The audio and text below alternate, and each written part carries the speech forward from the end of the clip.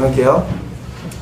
하나님 감사합니다. 오늘도 모이게 하시고 또 예수 그리스도의 승계 신분에 대해서 우리가 살피고자 합니다. 우리가 사도신경을 통해서 많은 것들을 배우지만 그 배움으로 끝나지 않게 하시고 우리들에게 진정한 유익이 있게 하시고 삶의 열매가 있게 하여 주시옵소서. 예수님의 이름으로 기도합니다. 아멘. 지난 시간에는 그 예수 그리스도의 그 비하의 신분에 대해서 우리가 살펴봤어요. 그래서 이제 무덤에 들어가신 것까지, 그리고 우리나라 사도신경에는 그 고백이 없지만은 음부에 내려가사라는 표현이 있거든요.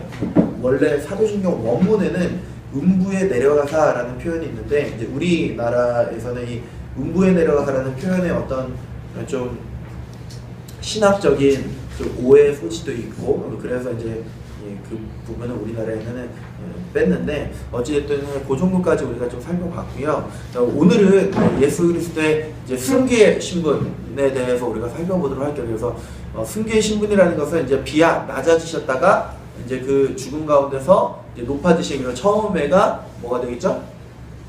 사도신경의 순서대로 그대로 말을 하면은 우리가 승기의 첫 번째 단계는 뭐예요? 어떤 거예요? 예수 그리스도의 높아지심의 첫 번째 단계는 뭐가 될까요? 본디오 필라델 고난을 받으사 십자가에 못 박혀 죽으시고,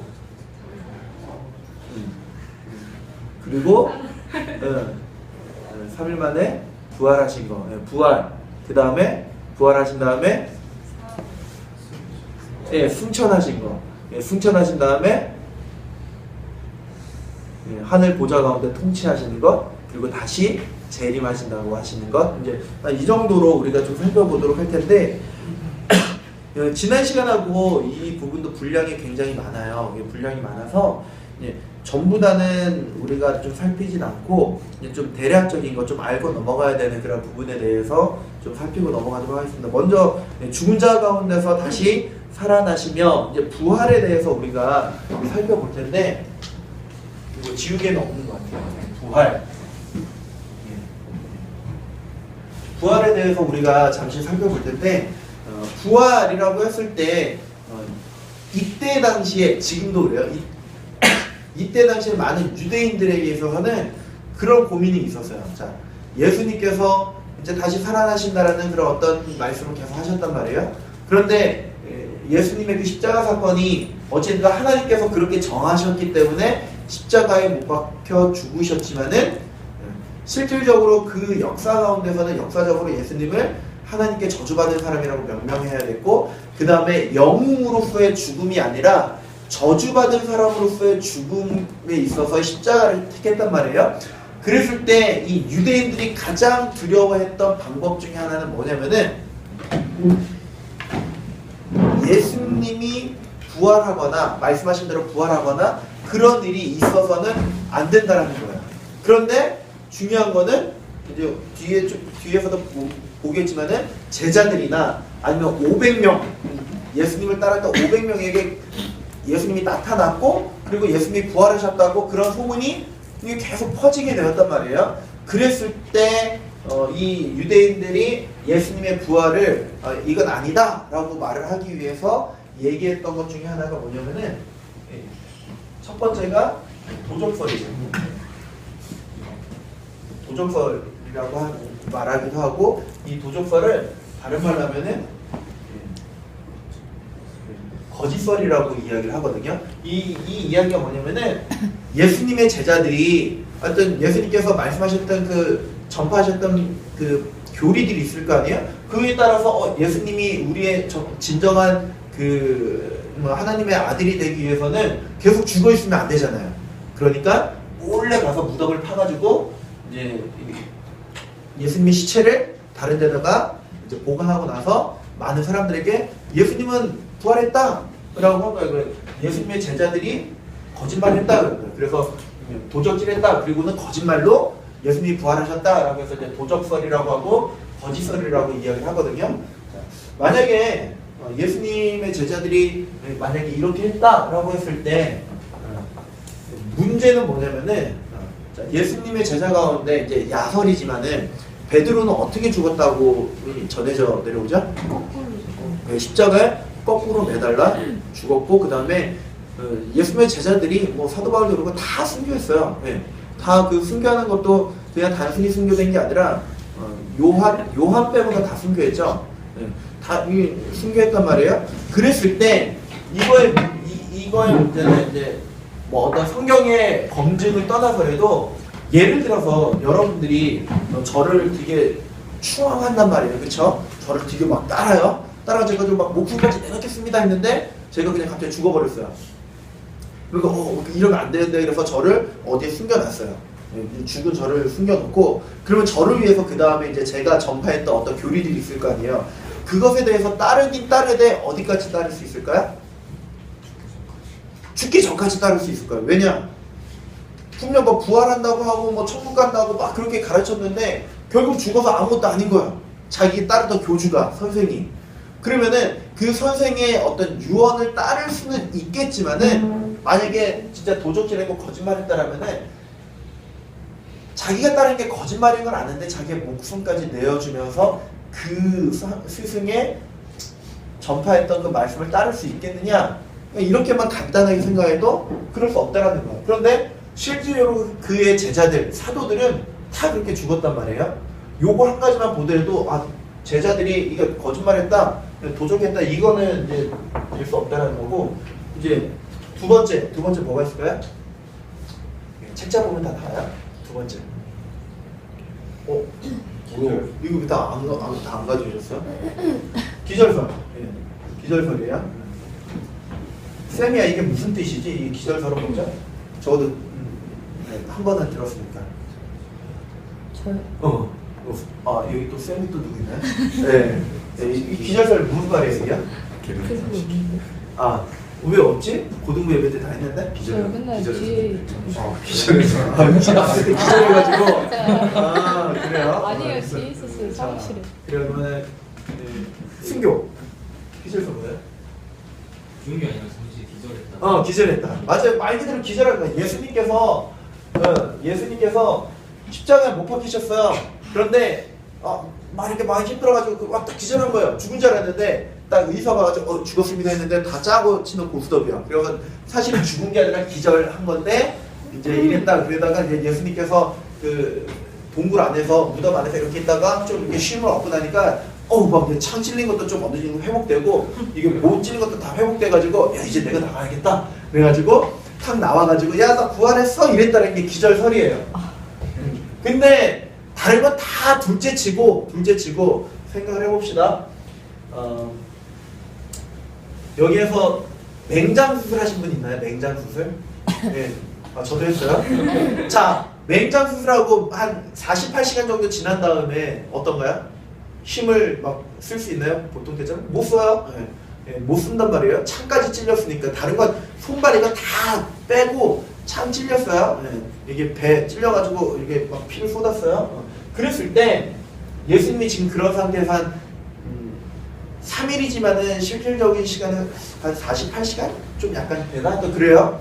그랬을 때 예수님께서 이때 당시에 무덤은 이게 큰 돌이 있어요. 이 돌이 저보다도 더 큰 돌이에요. 그래서 이게 성경 말씀 보면 알겠지만은 이 돌을 굴리기 위해서 이제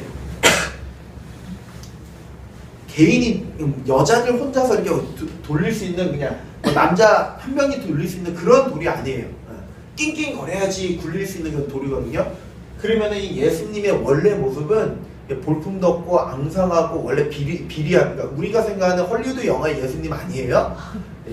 네, 제가 얘기했죠. 여러분들께 동남아 사람, 좀 동남아 사람 가운데 뭐 저런 어떻게 못생긴 뭔가 이런 느낌이에요. 오히려 예수님의 모습은 성경상으로는 굉장히 볼품이 없다라고, 뭐 미남이고 호남형이고 막 키도 크고 이런 아니에요.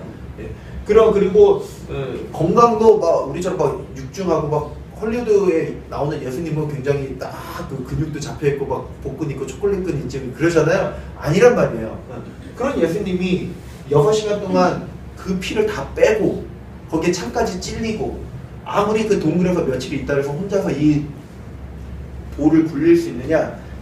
멀쩡한 장정 혼자서도 굴리기 힘든 돌은 이것만으로도 힘들다라는 거예요. 이거는. 그러니까 성경에 내증이 있지만 성경 말고 그냥 우리가 상식적으로 생각을 해보는 거야. 자, 세 번째. 환상설. 자, 지민아 이게 무슨 얘기일까? 환상설. 실제로 있는 게 네. 아니라 제자들이 예, 그럼 맞아요 그거예요. 그러니까 실질적으로 일어난 게 아니고 이 제자들이 너무나도 간절히 바라니까 그런 거 있잖아요. 간절히 바라면은 상상 임신 있죠. 예, 임신한 게 아닌데 너무 아기를 바라다 보니까 상상으로 임신한 것처럼 그런 것처럼 너무 이 제자들이 바라다 보니까 예수님을 그 부활하셨다라고 생각을 하는 사람이 있다라는 거예요. 그런데 이것도 쉽게 우리가 생각할 수 있는 거는 예수님께서 부활하셔서 며칠 동안 40일 동안 이곳 가운데 있다가 하늘로 올라가셨어요. 그럴 때 가장 많이 나타낸 거는 500명 앞에서 그 모습을 보이셨거든요. 자, 500명이 아무리 상상을 한다 그래도 그 상상한 것들이 그대로 나타날 수 있느냐? 그럴 수 없다라는 거죠. 그냥 이 정도 선에서만 하고 어찌됐든 이런 부분에 대해서 이단들이 많이 이야기를 해요. 그러니까 우리는 이런 이야기들을 딱 들으면 뭐 당연히 이거 틀린 거 아니야 라고 생각을 하지만은 이단들은 우리가 당연하다고 생각하는 것을 가지고 와가지고 예수님이 진짜로 부활하신 거 맞아? 어떻게 그게 과학적으로 이런 것들이 있는데 어떻게 생각해? 라고 하면은 이것들을 우리가 안 배워도 우리는 신앙생활 할 때 전혀 상관없어요. 그러나 이런 것들을 치고 들어왔을 때 우리가 변호할 수 있는 것이 없게 되는 거예요. 그 변호하기 위해서 배우는 건 아니지만은 어찌됐든 예수님이 부활하셨다라고 했을 때 이런 관점에서 예수님의 어떤 부활과 좀 더 얘기하면 하나님의 자녀됨을 부인하기 위해서 나오는 이야기들이 이제 저런 것들인데 하여튼 저런 것들을 이야기하는 것들이 있다라는 것을 우리가 좀 알고 그 다음에 이 부활의 사건에 대해서도 예전에도 이야기를 했지만 성경에 예수님의 사역에 대해서 이렇게 나타날 때 그냥 옛날 옛적 언젠가 이렇게 얘기하지 않고 굉장히 실제적으로 그 다음에 이렇게 이야기를 합니다. 아까 본디오 빌라도라는 그런 표현도 잠깐 이야기를 했지만은 그 표현이 쓰여진 그 사도들의 어떤 고백 가운데서 그 표현이 쓰여진 이유가 뭐 여러 가지 관점에서 신학적이고 역사적인 관점에서 쓰여졌겠지만은 그 중에 하나를 우리가 생각할 수 있을 때 예수 그리스도의 이 십자가 사건은 그때 당시 본디오 빌라도라는 로마를 통치하고 있었던 그 총독이라는 이 실제적인 인물. 그러니까 우리는 이 성경을 가끔 읽다 보면은 이걸 옛날에 어떠한 이야기로만 생각을 하거든요. 근데 옛날에 어떤 이야기가 아니라 실질적인 문헌에 이게 이스라엘 역사잖아요. 성경이 이스라엘의 모든 역사를 함축해 놓은 건 아니지만은 이스라엘의 역사들이 그 안에 있단 말이에요. 우리가 볼 때는 솔로몬, 그 다음에 뭐 그 위에 다윗, 그 다음에 사울, 우리는 그냥 성경의 그런 인물 그렇게 이야기를 하지만은 실질적으로 이스라엘의 역사 우리가 뭐 세종이 있고 뭐 이조가 있고 뭐 누가 있고 이런 것처럼 그것이 다른 나라에게 있어서는 그냥 이야기처럼 들리지만 우리에게서의 실질적인 그 우리 조선의 어떤 그 역사잖아요. 그것처럼 성경이 이 역사예요. 그러니까 다윗이라는 인물이 허구가 아니고 솔로몬이라는 인물이 허구가 아니고 여기에 나온 빌라도라는 그 인물 자체가 허구가 아닌가. 성경에만 나오는 인물이 아니라 실질적인 로마의 역사 가운데서 나오는 인물이에요. 그랬을 때 이제 본디오 빌라도에게라고 했을 때 그때 당시에 다른 역사적인 문헌들과 그 다음에 여러 가지 것들을 이렇게 비교해보고 대조해보면은 예수라는 인물이 실존 인물로 나와요. 그러니까 성경에서가 아니라 그 예전에 그 빌라도의 보고서라는 그런 실제 그 문건을 발견을 했거든요. 그 발견된 게 되게 얇아요. 요 정도 크기로 해서 요 정도 페이지밖에 안 돼요. 한 50페이지 정도밖에 안 되는 그런 역사적 문건이 나오는데 그 문건에서는 누구에 대해서 기술되면 예수님에 대해서 예수님의 재판에 대해서 로마에 보고한 그 문건을 이렇게 나온 책이 있거든요.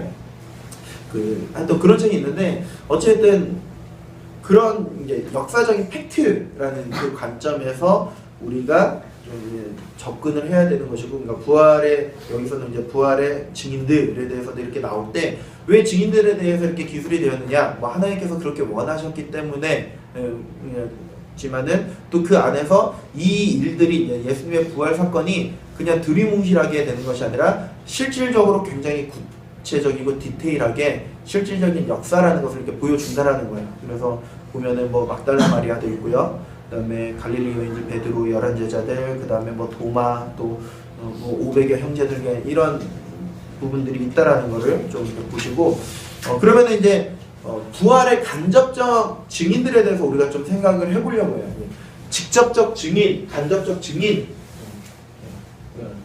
직접적인 증인과 이제 간접적 증인이라는 표현을 하는데 뭐 단어에 대해서 좀 이렇게 우리가 생각한다면은 이 말 자체가 굉장히 모순이에요. 왜냐면은 증인이라는 거는 간접적일 수가 없어요. 그쵸? 증인이라는 거는 내가 어떤 팩트에 대해서 내가 채미쌤을 통해서 들었어요. 채미쌤을 들어서 어저께 뭐 우리하고 뭐 밥을 먹었다? 이렇게 그 얘기를 들었어요. 그러면 나는 그거를 본 게 아니라 들었잖아요. 그러면 저는 증인이에요? 증인이 아니에요? 증인이 아니에요. 법정 용어로 증인이라고 했을 때는 실질적으로 그 사건에 대해서 직접적으로 보고 듣고 하여튼 연관이 돼 있어야지 그게 증인이지 누구에게 걸러들었다고 해서 그게 증인이 될 수가 없어요. 그런데 오늘 우리가 사도신경을 통해서 우리가 생각하는 거는 이 증인에 있어서 직접적인 증인과 간접적인 증인이 있다라는 거예요. 그러면 이 간접적인 증인이 뭔가? 요거를 왜 우리가 이 시간에 우리가 생각을 해야 되냐면은 자, 우리는 누구의 증인이죠? 마르티스라고 했을 때 이게 증인이라는 뜻이거든요.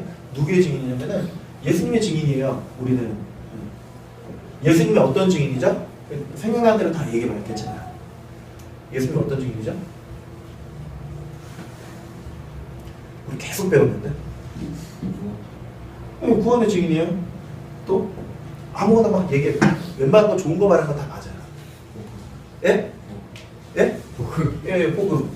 지금 너무 어렵게 생각하는데 우리가 지금 사도신경을 배우고 있어요.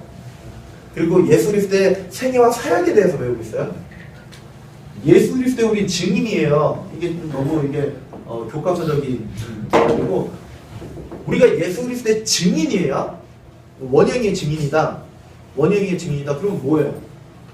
나의 모든 거에 대해서 증인이 되는 거죠. 그러면 예수 그리스도의 증인이라고 했을 때 예수 그리스도의 사역, 그 다음에 십자가 사건, 고난받은 거, 지금 승교의 신분가 돼서 부활하신 거, 하늘에 오르신 거, 또 하늘에 오르서 어떻게 하셨다라는 거, 그거에 대해서 우리가 증인이라는 거예요. 다른 말로 할 때, 야, 예수님이 죽는다면 어떻게 됐어? 막, 부활하셔서 증인이야. 내가 봤어. 이게 증인이거든요. 라고 했을 때 우리는 예수 그리스도의 증인이고, 그리고 우리가 전도할 때 어떻게 전도할 수 있어요? 증인이기 때문에 전도할 수 있는 거예요. 내가 믿은 복음이 이거다라고 전도할 수 있는 거예요. 그러려면은 그 전에 우리가 증인이 되기 전에 그러면 어떻게 증인이 될 수 있냐면은 아까 말씀드린 것처럼 직접적으로 보아야 돼요. 근데 문제가 여기에서 어떤 문제가 생기냐면은 우리는 직접적으로 보지 못했다라는 거에 문제가 생기는 것이고 그 문제를 정확하게 파고드는 사람이 바로 뭐 예를 들어서 대표적으로 신천지 이만이라던가 통일교회 지금은 죽었지만은 문선명이라는 거예요. 왜냐? 너희는 못 봤지? 그런데 누군 봤다? 나는 봤다라는 거야. 그렇기 때문에 누굴 따라야 된다? 나를 따라야 된다라는 거야. 이해되시나요? 만약에 예전에 예수님의 부활하신 봤어요? 증인이에요 그러면은? 막 이게 설명해요. 야 증인이 이거고 법정이 이렇게 했을 때 증인이 아니에요. 아니죠. 예, 지금은 정답을 들었으니까 증인이 아니잖아요. 지금 직접 봤어요? 2000년 전에 살아있었어요? 그럼 증인이 아니에요. 아니죠. 그러니까 이게 문제가 생기는 거예요. 그러니까 내 말을 잘 들어야 돼. 이렇게 이단이 말을 하면은 와 맞다 난 증인 아니지? 이렇게 된다라는 거예요. 그렇잖아요. 그러면은 나는 증인입니다 라고 말을 할 수 있어야 되는데 그 말을 못하면은 지고 들어가는 거죠. 아 그렇구나. 그리고 괜히 머릿속에서 복잡해지기만 하는 거예요. 이상하다. 나는 증인인 것 같은데 지금까지 그렇게 배웠는데 잘 듣고 보니까 그렇다. 이단이 틀린 논리로 다가오는 게 아니에요. 억지로 다가오는 게 아니에요. 진짜 그러네. 나는 증인이 아니네. 그러면 나 잘 들어야 돼. 누구의 말을 잘 들어야 되지? 이만희 말씀을 잘 들어야 되고 문성명 말씀을 잘 들어야지. 참된 증인의 삶을 나는 증인이 아니면 저분은 봤으니까 이제 이것도 이제 인성과 신성하고 또 연결이 돼요. 그랬을 때 일단 직접적 증인은 이제 뭐 사도들이나 그때 당시에 살아있어서 직접 본 그런 이들이겠죠. 그러면은 우리 간접적 증인이라고 했을 때 우리라고 합시다. 채우지 말고 우리라고 합시다. 네. 우리라고 했을 때 우리는 어떻게 직접적 증인은 아니지만 간접적 증인으로서 우리도 증인이라고 말을 할 수 있는가? 네. 어떻게 이것이 가능한가? 요거를 우리가 잘 알아야 된다는 거예요. 그때 이제 도마와의 이야기, 예수님과 도마와의 이야기에서 우리는 그 답을 얻을 수 있죠. 뭐라고 했죠? 예수님께서 도마에게 만져봐 그러면서 보라고 만져봤어 그러면서 뭐라고 그러죠? 보지 않고. 네, 보지 않고 믿는 게 더 복되다. 네. 보지 않고 믿는 것이 더 복되다. 보고 안 보고 떠나서 뭐라 그럴까요? 하여튼 보지 않고 믿는 것이 복되다라고 하면서 여기에서 직접적으로 보지 않았다 할지라도 믿을 수 있다라는 거예요. 뭐를? 예수님께서 하신 모든 사역, 우리는 그거를 뭐 구속사라고도 얘기할 수 있고 복음이라도 얘기할 수 있을 거예요. 그랬을 때 이 말씀 가운데서 우리가 직접적인 증인, 직접 눈으로 보진 않았지만은 우리는 증인이 될 수 있는 근거가 보지 않고 믿을 수 있다라는 거예요. 그럼 뭘 믿냐라고 했을 때 예수 그리스도의 이 사역들인데 그럼 이 예수 그리스도의 그 사역이 어디에 나타나는가라고 했을 때 좀 우리에게 생소하지만은 이런 표현을 쓸 수 있어요. 직접적 증인인 사도들의 가르침을 통해서 우리는 이걸 사도적 가르침이라고 해요. 사도적 가르침. 그리고 이 사도적 가르침은 어디 안에 있냐면은 성경 말씀 안에 있다는 거예요. 그냥 왜 성경이라고만 말 안 하냐면은 성경이라고만 말하면은 이 성경 누구도 봐요? 이단들도 다 성경 봐요. 우리하고 똑같은 성경이라고 그랬죠? 그 안에 어떤 것을 얘기하면 사도적 가르침, 직접적 증인인 사도들이 무엇을 성경 통해서 어떻게 가르치고 있느냐, 그리고 이것을 잘 알아가기 위해서 우리가 지금 사도 신경을 배우는 거고, 신조라고도 하죠. 배운 거고, 좀 더 포괄적으로 말을 하면은 신조, 좀 더 다른 표현을 하면은 교리라는 거예요. 자, 성경에서 막 이런 것들 안 나와 있어요. 첫 시간에 얘기를 했죠. 우리가 왜 교리를 배워야 되는가? 라고 했을 때 이런 것들 다 안 나와 있어요. 반대로 얘기해서 이런 것들 몰라도 우리 신앙생활을 잘 할 수 있다 없다? 어떤 면에서 잘 할 수 있어요. 왜냐? 지금까지 이런 거 모르고도 잘했고 또 우리 어른들, 권사님, 집사님들 이런 거 잘 모르실 거예요. 한국교회가 이런 거 잘 안 가르쳤어요. 그럴 때 20년, 30년 우리보다 신앙의 깊이가 소위 내공이 엄청 쌓인 분들이 또 이런 거 몰라도 지금까지 잘 해왔어요. 아무 문제 없이. 그건 인정해야 돼요. 그거를 이런 거 모른다고 인정 안 하면은 그거 안 되는 거예요. 인정하되 그것도 인정해야 되지만은 우리가 좀 더 바른 가르침 가운데 서기 위해서 그래서 우리가 교리를 배워야 된다는 거예요. 막말로 이거 배웠다고 해서 우리 삶이 엄청나게 뭐 달라지고 아니면 우리의 삶이 더 깊어지고 뭐 그거는 개인차가 있겠지만 꼭 그렇진 않다 하더라도 우리가 목숨을 걸고 배워야 되는 것 중에 하나가 바로 이런 부분이라는 거예요. 이 사도적 가르침을 우리가 바르게 성경 안에서 찾아내지 못하고 우리가 배우지 못하면은 요거 하나 뭐 증인 뭐 증인의 삶 요거 하나에서도 우리가 어떻게 이단들에게 말을 해줄 수 있는 게 없는 거예요. 그리고 왜 사도적 가르침이 중요하냐라고 하면은 뭐 다 설명할 수는 없겠지만은 이 사도들이 사도는 예수 그리스도에게서 직접 배운 제자들을 말을 하는 거잖아요. 그랬을 때 그 예수 그리스도의 그 가르침을 그대로 성경 가운데 드러내고 또 다른 어떤 신앙의 모습들을 하여튼 막 드러낸단 말이에요. 드러내는데 우리가 사도적 가르침 가운데 있지 않고 이 성경의 말씀을 이거와 상관없이 자기 자의적으로 해석을 한다던가 자의적으로 보게 되면은 이단이 나오게 된다는 거야. 예를 들어서 통일교 같은 경우가 성경을 보면서 원리 강독이라는 걸 봐요. 원리 강독. 원리 강독. 이걸 누가 썼냐? 이제 문서명이 썼거든요. 이것도 굉장히 두꺼운, 그러니까 통일교의 조직신학책 뭐 이 정도예요. 예. 이 원리강독이라는 책을 쓰는데 뭐 저도 그 내용을 하나하나 다 세세하게 기억은 안 나지만은 거의 천재적이에요 문선은. 우리 칼빈을 거의 천재적이라고 이야기를 하죠. 칼빈의 그 기독교 강요 한 번도 읽어보진 않았지만은 수십 번은 들어갔어요. 그쵸? 한 요 정도 두께, 얇기는 예? 성경책보다 약간 더 두꺼워. 요 정도죠, 요 정도. 요 정도. 이게 이건 되게 두꺼운데 그거는 한 이렇게 해서 한 700페이지 돼요. 요 정도 두께 3권이 있어요. 3권이 있고 부록으로 한 권이 있는데 성경의 모든 것들을 관주해 놓은 거예요. 그러니까 이렇게 이렇게 두꺼웠거든요. 이게 다 합치면은 동문서 몇 살이에요 지금? 죄송하지만 서를 그럼 땡 몇 살이에요? 27. 칼빈이 이때 이걸 썼어요. 칼빈이 이때 이걸 썼어요. 예. 근데 중요한 건 뭔지 알아요? 박사학위를 받기 위해서 이거를 연구한다니까요, 사람들이. 27살 때 썼어요, 칼빈이. 그것도 내가 한번 써볼까? 이게 아니라 그때 당시 프랑스 왕 맞죠?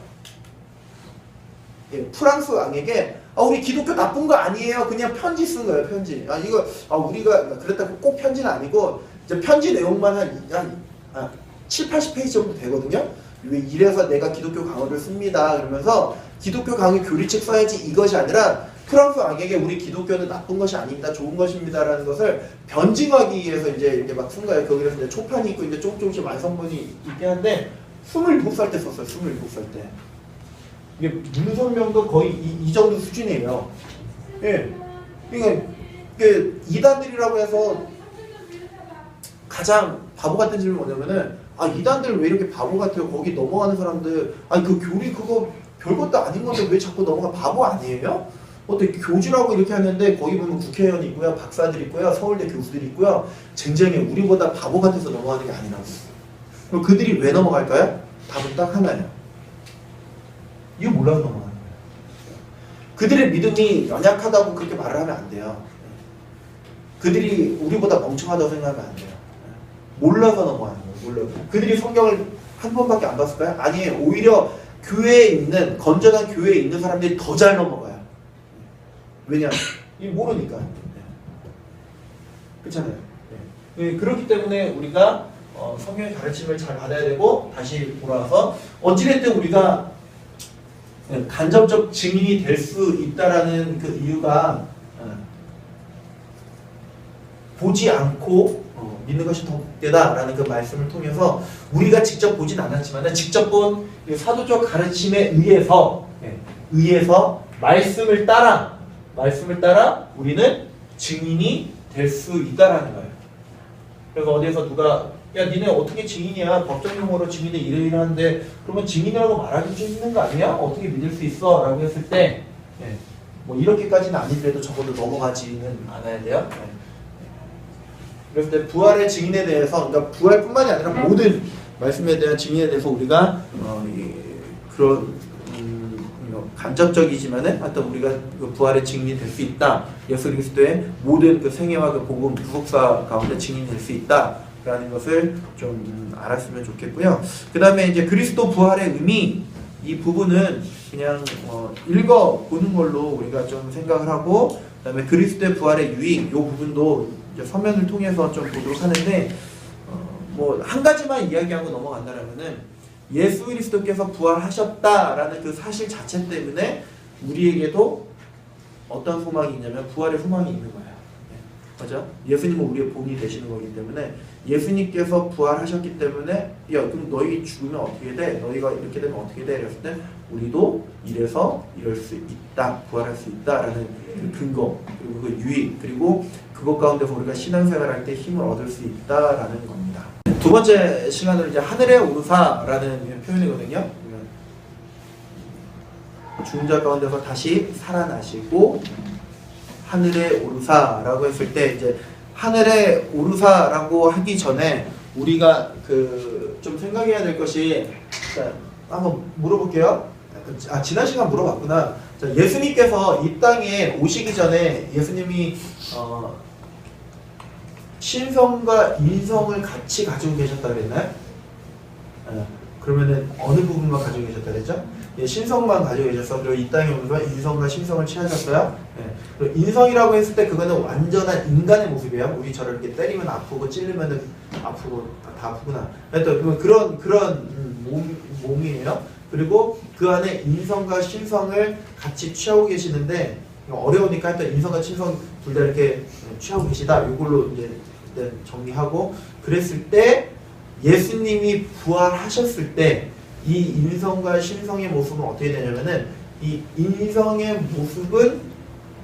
모습과 신성의 모습을 둘 다 가지고 계시는 거예요. 그러니까 그러니까 부활하실 때 인성은 그러니까 소위 말하는 육체는 죽어버리고 없어져 버리고 원래 본연의 하늘에서 계셨던 그 신성만 취하신 것이 아니라 인성과 신성 두 가지를 그대로 이게 좀 신학적인 표현에서는 이게 말 한마디가 되게 위험해서 일단 부활하실 때 이 둘을 다 가지고 부활하신 거예요.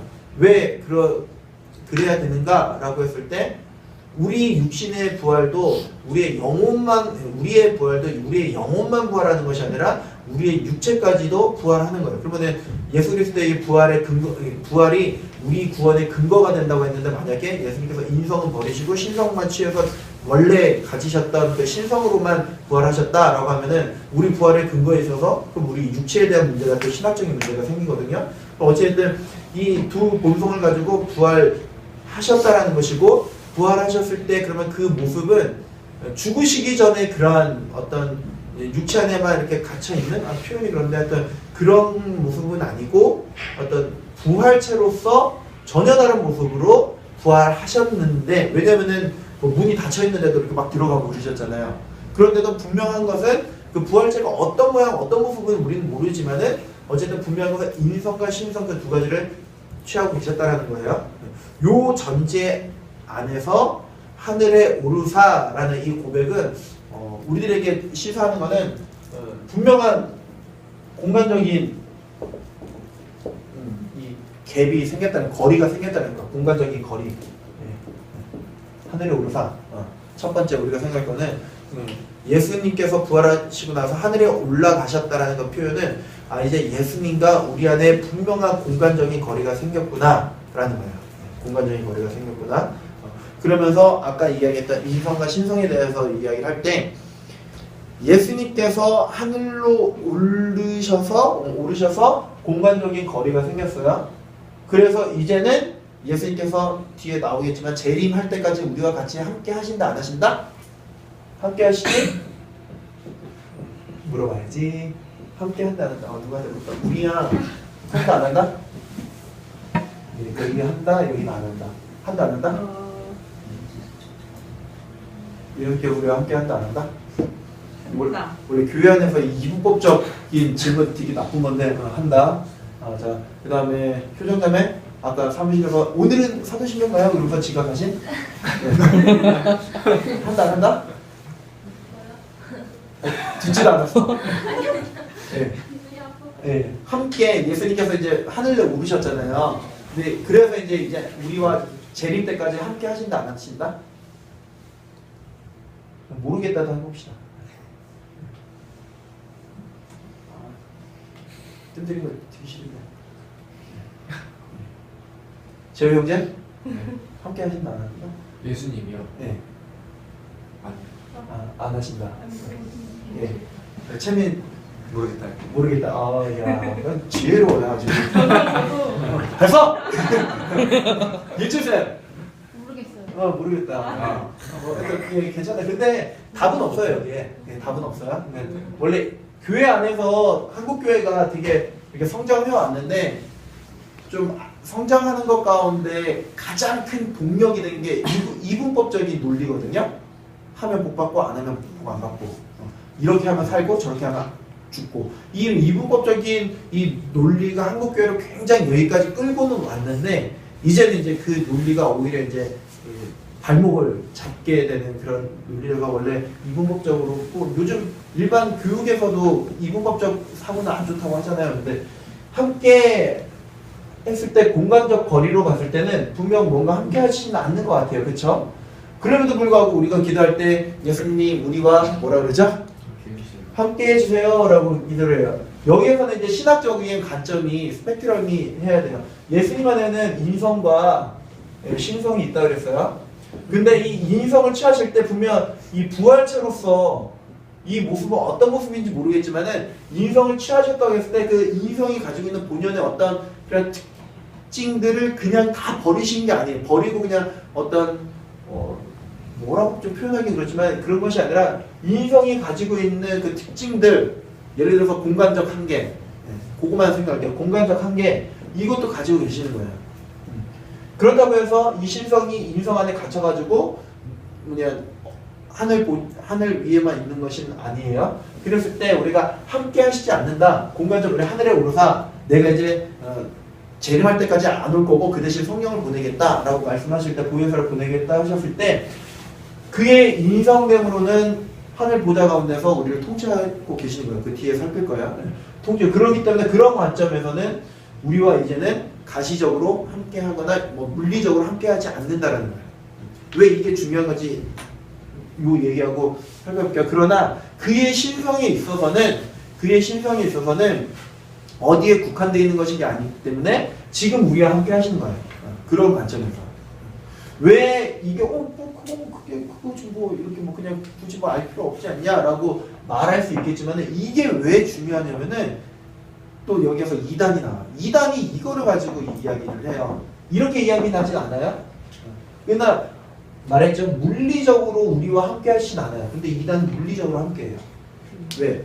누가 예수이기 때문에? 내가 예수이기 때문에 물리적으로 함께 한다라는 거야. 이 예수님께서 이제 이따가 재림 이야기하면서 같이 연결되는 건데 함께 한다라는 거예요. 너희와 함께한 내가 바로 예수다라는 거예요. 그랬을 때 우리는 이거를 생각하는 거예요. 물리적으로 어떤 가시적으로 우리와 함께 하시는 분이 아니다. 왜? 그 예수님께서는 인성에 있어서는 하늘 보좌 가운데 우리를 통치하시기 때문에 그가 다시 그러니까 재림 때까지는 오시지 않는다고 하는데 누군가 내가 예수고 내가 바로 그 세 번째 아담이다 라고 말을 한다면은 벌써 여기에서부터 쟤는 가짜구나 라고 말을 할 수 있는 거죠. 근데 이것도 교리거든요. 성경에 이렇게 예수님이 인성 이렇게 표현 안 돼 있어요. 근데 이게 교리예요. 근데 이 교리를 모르면은 이단이 말을 하면은 야 너희들 기도할 때 예수님 우리와 함께 해주세요 기도하잖아. 그래 내가 예수야 라고 얘기하면 거기에 대해서 아닌데요? 왜? 니네 함께 해달라고 하지. 이걸 반박을 해야 되는데 반박을 못하는 거잖아요. 그러면 이제 또 그때 넘어갈 수 있게 되는 거죠. 어쨌든 여기까지만 일단 이야기를 할게요. 그런 관점에서 함께 한다라고 했을 때 예수님의 그 신성에 있어서는 우리와 함께 하시지만 그 인성됨에 있어서는 우리가 물리적으로 좀 더 정확한 표현은 물리적으로 함께 하시지 않고 공간적인 거리가 분명히 생겼다라는 거. 요 정도 선에서만 하늘의 오르사는 하고 그 뒤에 이제 그 의미에 대해서는 좀 이게 책자를 통해서 좀 그냥 살펴보는 것으로 우리가 좀 할게요. 이제 다른 부분을 읽으면은 쉽게 이해가 되는 부분인데 요 부분은 좀 표현이 좀 이야기가 좀 돼야 되는 그런 부분 같아서 말씀을 드렸고요. 하늘의 오르사는 여기에서 좀 마치고요. 그 다음에 이제 하나님 우편에 앉아 계시다가를 우리가 좀 살펴볼 텐데 일단은 우리가 좀 생각해야 될 부분은 자 하나님 이제 보좌 우편에 앉아 계신다라고 했잖아요. 자 하나님 보좌 우편 하늘나라에는 의자가 몇 개가 있을까요? 라고 하면은 대개 3개라 그래요. 왜? 가운데는 하나님. 그다음 오른쪽은 예수님이 왼쪽은 성령. 왜? 성령님이 하나님 예수님보다 약간 좀 낮으니까 왼쪽. 원래 좀 센 사람이 오른팔이잖아요. 보통 이렇게 생각을 해요. 저도 어렸을 때 그렇게 생각하고 또 특히 요즘에는 덜한데 옛날에는 이게 의자가 지금 우리가 앉은 의자도 이제 저게 이제 굉장히 권위주의적인 의자인데 이 등받이가 어때요? 이게 높아요.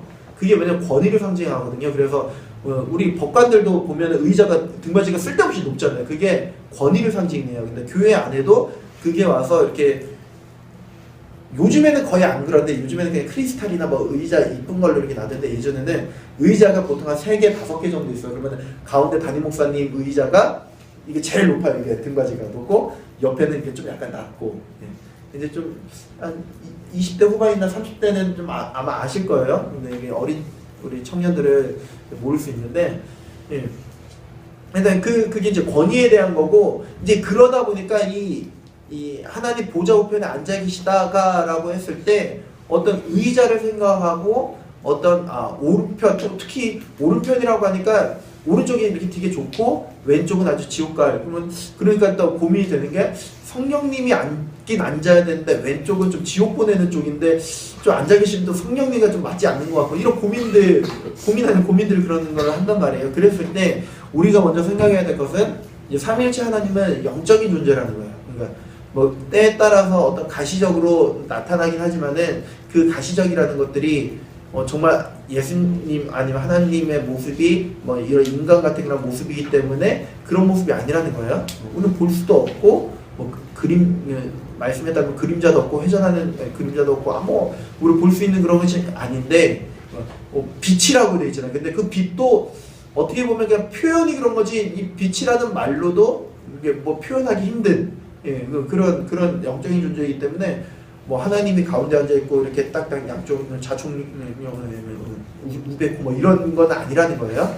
그러면 왜 이렇게 표현했느냐라고 했을 때 좀 어려운 표현으로는 신인 동형적 의미, 신인 동형적 표현으로 했을 때, 그러니까 하나님의 어떤 권위와 통치하심을 표현해야 되는데 이때 당시에 그렇게 표현할 수 있는 것이 이런 부분, 보좌. 왜냐면 이때 당시에 왕이 통치할 때 뭐 우리 조선 때도 그랬지만은 조선시대도 그랬지만은 그 의자에 앉아서 통치를 치리하고 다스리잖아요. 그런 관점에서 그 예수님께서 이제 그 영광을 다시 한번 회복하셔서 이제 하나님과 함께 이 땅을 왕으로서 통치해 나가신다라는 것을 고백하는 거예요. 전 진짜 뭐 의자가 있고 하나님보다 예수님이 약간 낮으니까 하나님이 센터고 그다음에 오른쪽 이런 것이 아니라 표현을 그렇게 또 성부 성자 성령의 관계 안에서 그렇게 표현이 된 것이지 어떤 여기에서 차별을 두는다던가 아니면은 어떤 뭐 의자에 뭐 앉아 있고 뭐 스테반이 죽을 때 의자에서 일어났다라는 표현이 있어요. 예수님께서 안타까워서 근데 그런 표현들도 그만큼 어떤 예수님의 마음을 그렇게 표현한 것뿐이지 뭐 신학적 표현으로 그 마음이라는 단어 자체도 좀 불교한 거죠. 근데 인간의 단어는 한계가 있기 때문에 표현에 뭐 그 이상 할 수가 없는 거예요. 그러다 보니까 그런 관점에서 이제 이것들을 봐야 되는 거. 하나님 보좌 우편에 앉아 계신다라고 했을 때 하나님과의 어떤 영광의 차별을 둔다던가 아니면은 뭐 어떤 자리에 어떤 특정한 위치가 있다던가 그런 관점에서 그러면 안 된다라는 거예요. 그랬을 때 우리가 생각할 거는 이 두 가지예요. 예수님께서 보좌 우편에서 다스린다, 다른 말로 통치한다 라고 했을 때 무엇을 통치하는가 라고 했을 때 왕국, 누구의 왕국? 하나님의 왕국. 좀 더 정확히 표현하면 삼위일체죠. 그 왕국을 다스린다 라고 했을 때 이 왕국을 신학적으로 어떻게 두 가지로 생각할 수 있습니다. 하나는 은혜의 왕국이라는 표현을 쓰고요. 하나는 권능의 왕국이라고 할게요. 뭐 은혜 왕국, 권능의 왕국 이건 잊어버려도 돼요. 잊어버려도 되는데 쉽게 말하면은 은혜 왕국은 누굴까요? 이게 좀 더 포괄적이라고 해야 되나? 은혜 왕국을 다른 말로 하면 옆에 사람 보세요. 기절설에 있었던 쌤이고 바로 우리예요, 우리. 다른 말로 하면은 하나님의 자녀. 하나님의 자녀. 은혜의 왕국. 그 은혜의 왕국 아래에 있는 우리를 통치하시고 다스린다라는 거예요. 우리를 다스린다라는 거예요. 그리고 이 은혜의 왕국이 이게 뭐 교회론에서도 살펴봐야 될 거지만은 가장 잘 드러나는 거 하나님께서 그의 백성들을 잘 다스리고 결국은 이 은혜 왕국이라는 건 결국 예수님의 재림의 때 하나님과 아이들 표현하면 천국에서 함께 하나님과 먹고 살고 표현이 그렇지만 일단 같이 함께 교제하며 지내게 될 하나님의 자녀라고 했잖아요. 그러면은 그 예수님께서 이 은혜 왕국을 통치하시는데 언제 통치하시냐면은 예수님이 재림하는 후에 통치하시는 게 아니라 지금도 여전히 통치하고 계시다라는 거거든요.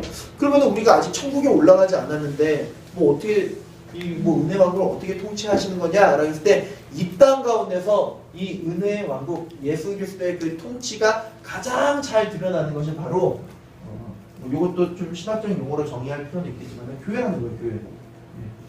교회라는 거예요. 지금 여기서 말하는 교회는 지금 이 교회를 말하는 거예요. 다른 말로 하면은 뭐라고 표현하죠? 조직교회라고 했나? 용어가 생각 안 나는데 조직된 교회라고 했나요? 하여튼 예, 그냥 우리 이 교회를 말을 하는 거예요. 근데 이 교회의 본질은 따로 말씀 안 드려도 알죠?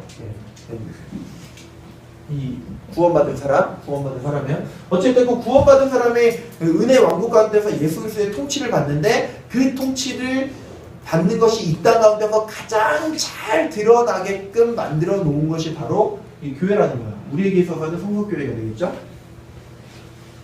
다른 말로 하면은 성서교회가 하나님의 은혜 왕국, 천국 하나님 나라처럼 잘 되도록 예수 그리스도께서 통치하신다라고 했을 때 우리는 하늘 보좌 가운데서 통치하신다라는 걸 우리가 사도신경을 통해 고백을 한다면은 그 안에 이 고백이 있는 것이고 이 고백을 할 때 교회 그리고 성서교회 가운데 그것이 잘 드러나도록 하나님이 또 예수 그리스도께서 통치하신다라고 하면은 이제 우리는 성서교회 안에서 신앙생활을 할 때 우리들에게 주어지는 과제들이나 고민들을 우리가 잘 분별할 수 있는 거죠. 제가 요번엔 많이 강조를 안 했는데 지난 시간에는 담임 목사님께서 부탁하신 것도 있고 그리고 좀 조심스러운 것도 있고 그래서 뭔가 좀 기존의 교회와 뭔가 맞지 않는 거거나 아니면은 좀 잘못 가고 있는 방향에 대해서 얘기하면 꼭 얘기했죠. 싸우자는 거 아니에요?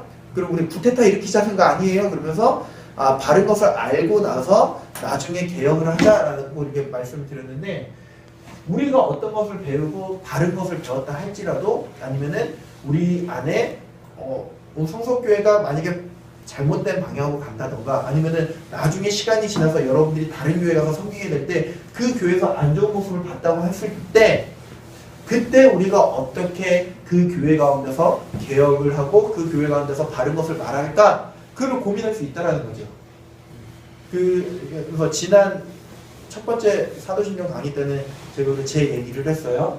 제가 처음에 사역 나온 게 27살 때 나왔는데 이때 설교도 버벅거리면서 저 칼빈이 이때 기독교 강의 썼는데 네, 나왔을 때 제가 한 30대 32살? 네, 이때까지 32살? 이때까지 제가 아주 멍청한 짓을 했어요. 네, 왜요? 네. 32살 때까지 되게 멍청한 짓을 했어요. 어떤 멍청한 짓을 했냐면은 이게 원래 목사님들이 담임 목사님들이 가장 무서워하는 천중이 누군지 알아요? 그 이름 들어봤는지 모르겠는데 전도사예요. 청년들 별로 안 무서워해요. 오래된 장로님들 별로 안 무서워해요. 전도사들을 가장 무서워해요. 왜냐면은 이 친구들은 목회적인 마인드는 없어요. 뭐만 있다? 신앙만 있어요. 네. 학교에서 배운 게 이거밖에 없기 때문에 그러니까 딱 와서 판단 다 하고 그 다음에 학교에서는 교회도 이래야 됩니다 했는데 실질적으로 목회 현장에 가면은 안 그러거든요. 웃긴 게 뭔지 아세요? 이 전도사들이 이렇게 그 경건훈련을 가요. 수련회를 가요. 그러면 맨날 하는 게 뭐 예배 드리고 특강 듣고 막 이래요. 자, 저녁 집회 때 드럼 사용할까요? 안 할까요? 안 해요. 피아노 막 따랑따랑 치면은 욕먹어요. 막 저도 야 저렇게 수련 때 저렇게 경건훈련 신학생들 할 때 저런 거 하면 돼? 뭐 이래요. 뭐 CCM 막 부르면은 뭐 저도 이랬어요. 그런데 웃긴 거는 교회 오면은 다 드럼 치고 다 그거 하고 막 드럼 배우고 그게 좀 약간 이상해요. 근데 이때 뭐 비판을 엄청 많이 했어요. 바른 거 아니다, 틀린 거 아니다. 뭐 오리지널 목사님이 불러가지고 이호영 목사님 너무 좀 까부는 거 같아요. 지금 까부는 게 아니고요. 막 지금도 토달지 않냐고 그 정도로 막 그랬거든요. 네. 그랬어요. 근데 나이를 먹다 보니까 이제 지금도 겸손하진 않지만 하여튼 이렇게 해야 되는구나 이런 걸 좀 지금도 배워가고 있는 건데 뭐 저라고 창문 열려 있어서 밖에 안 보니까 성서교회 많은 뭐 이렇게 이게 성서교회 모든 것들이 마음에 들진 않아요, 그렇죠? 근데 그 마음에 들지 않는 게 어떤 행정적인 구조적인 거를 말하는 게 아니라 신학적인 거. 편집 좀 해줘요. 우리 이번에 제가 보니까 그 조문이 아니라 뭐죠? 부조할 때 거기에 이제 봉투가 우리 다 바뀌었어요. 이쁘게 엄청 좋게 바뀌었어요. 편집해줘요. 근데 거기에 보면은 뭐라고 나와 있냐면은 이렇게 제 한문을 잘 몰라서 두 글자 있고 부의가 이렇게 그럴 거예요. 그러고 나서 뭐 이렇게 뭐 하나님의 위로하시는 거 삼가 고인의 명복을 빕니다라고 돼 있어요. 근데 왜 이거 체크를 못했을까 저는 고민이 되는 거예요. 기독교 용어에서 삼가 고인의 명복을 빌다 그러면 안 돼요. 왜? 벌써 그 예전과는 다 정해졌는데 그 명복을 빈다라는 거는 죽어서도 좀 잘 되길 바랍니다라는 뜻이거든요. 그 말은 좀 더 심각한 신학적으로 말을 하자면은 우리 기독교가 우리 장로교가 주장하는 예정에 대해서 하나님의 전적인 선택에 대해서 부인하는 거예요. 왜냐? 죽어서 명복, 죽은 사람의 그게 잘 되길 원한다는 것은 오히려 천주교 스타일이거든요. 그래서 원래 우리는 그 삼가 고인의 명복을 빕니다라는 표현을 쓰면 안 돼요. 그냥 뭐 위로하는 말을 표현을 한다던가 뭐 아니면은 고인께서 하늘나라에 뭐 하늘나라로 가신 줄 믿습니다. 이런 표현을 써야 되지 명복을 빕니다는 이게 신학적으로 굉장히 오류가 있는 말이거든요. 그랬을 때 제 마음에 들지는 않겠죠. 그렇다고 제가 이게 딱 정목사님 이게 이런 건 아니잖아요, 그렇죠? 네. 그리고 그거는 교회를 더 불안하게 만들고 광고 시간에 여러분들 그거 지우십시오 뭐 이 불안하게 만드는 거란 말이야. 왜 그러느냐? 여기에서 하나님의 그 나라가 은혜의 왕국의 교회 안에서 지금 우리 조직교회 안에서 잘 세워지길 원하시고 그렇게 통치하시는데 내가 무조건 바른 거 생각했다는 거 으쌰으쌰 한다? 그건 바르지 않다라는 거죠. 이해되시죠? 그랬을 때 우리 청년들이 교회 안에서 그런 부분들을 잘 고민해봐야 돼요. 청년들은 반항의 계절이에요. 그쵸? 기성세에 대한 반항의 계절이거든요. 지금은 또 그것도 많이 내려왔지만은 어쨌든 여러분들 마음에 안 드는 게 있어요. 요번 올 한 해 청년부 가운데 엄청난 개혁이 일어날 거예요. 담임 목사님이 그거를 추구하고 계세요. 기대하세요. 하여튼 뭐 저도 다는 모르는데 이제 목사님께서 추구하고 있는 교육국 안에서 또 특히 청년들 많은 개혁들을 하려고 원하고 계시고 뭐 어떻게 진행될지는 모르겠지만은 그런 마인드를 가지고 투자도 엄청 하실 거예요. 재정적인 투자도. 그랬을 때 다 마음에 들까요, 그게? 다 마음에 안 들 거예요. 회장님도 계시지만은 다 마음에 들어요. 회장님이 또 뭐 열심히 한다고 하지만은 다른 청년들이 다 마음에 들어요? 아니에요. 마음에 안 들어요. 네. 네. 제가 봐도 이제 그러니까 그 전전년에 했었던 임원단하고 지금의 임원단하고 색깔 자체가 완전 달라요. 180도. 인정하시죠? 예, 이게 색깔이 달라요. 그러면 그때는 잘하고 지금 못하고 아니면 그때는 못하고 지금 잘하니 그건 아니에요. 색깔이 다른 거예요. 그럼 색깔이 다른 가운데 우리가 어떻게 맞춰갈 건가? 이 은혜의 왕국이라는 그 관점에서 하나님이 예수 그리스도가 이 땅을 통치하신다는 관점에서 우리가 심하게 고민해봐야 된다는 거예요. 일단 그러고 또 하나 권능의 왕국이라는 것은 뭐냐면은 쉽게 말하면은 예수 그리스도께서 이 우주를 다 통치하신다라는 거예요. 통치하신다. 우리뿐만이 아니라 모든 것을 통치하신다 라고 했을 때 여기에서 우리가 중요하게 생각할 거는 모든 것을 통치하시는데 왜? 목적은 제가 영어를 몰라요. 그 목적이 왜 이 세상을 통치하시냐 했을 때 누구 중심으로? 은혜의 왕국 중심으로 이 우주를 통치해 가신다라는 거예요. 이 우주의 모든 그 통치의 과정이 결국은 누구를 위해서 하시는 거냐면 우리를 위해서 통치하신다라는 거예요. 그랬을 때 뭐 여러 가지 생각을 가질 수 있겠지만 한 가지 우리에게 굉장한 위로가 된다는 거죠.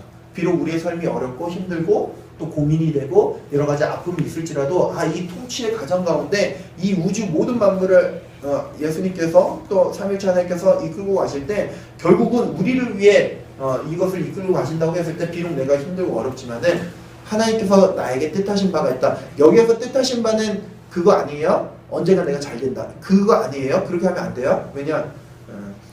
우리 기독교인에게 가장 잘 되는 건 뭘까요? 사도 바울과 같은 삶이에요. 그쵸?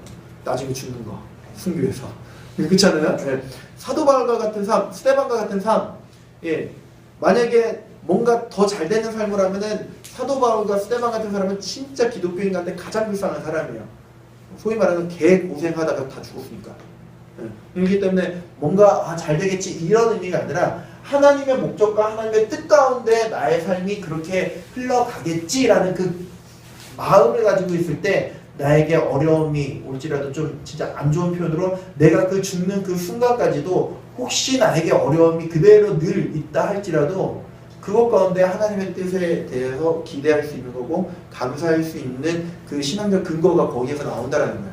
세상에서 그냥 말하듯이 야, 언제부터 잘 돼. 그리고 그 누가 그 푸사의 그런데 뭐죠? 그 뭐 언젠가 뭐 잘 된 거 했던 그런 한문 고사성어는 아니고 한문 되게 긴 글이 있는데 누가 했는지 기억이 안 나는데 하여튼 뭐 어떤 뭐 열심히 하다 보면 더 잘 되겠지? 뭐 이런 의미가 아니에요. 단순히 그런 의미가 아니라 이런 관점 가운데서 우리가 좀 생각을 해봐야 된다라는 것입니다.